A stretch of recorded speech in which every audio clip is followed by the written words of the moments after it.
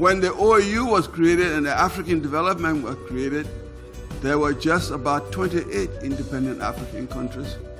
What were in the minds of the founding fathers? One was the independence and self-determination of all the peoples of Africa.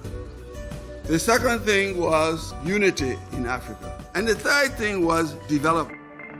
The African Development Bank is 50 years old, 50 years serving Africa.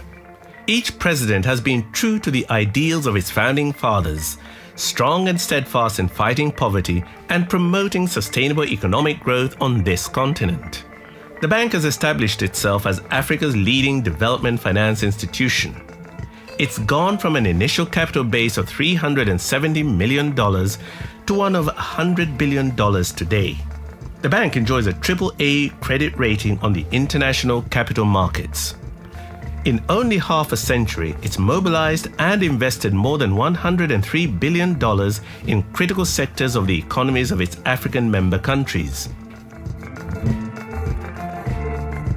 It's built infrastructure for transport, road, rail, air and maritime, and for energy and telecommunications.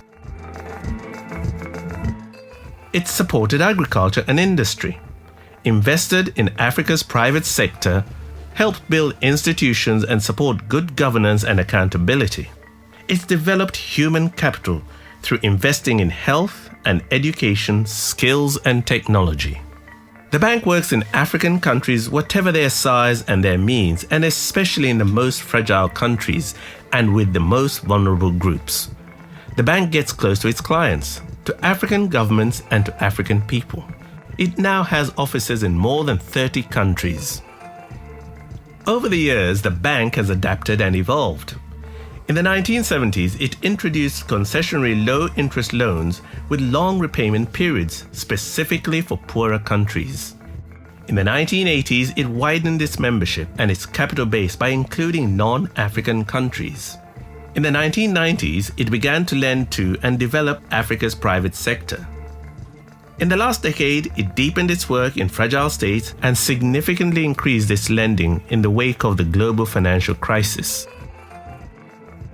And in this decade, going forward, the African Development Bank is promoting growth that is not just strong, but truly shared and truly sustainable. Its quest for inclusive growth spans age, gender, and geography. Women especially are at the heart of its vision, not just establishing their rights, but unleashing their economic potential.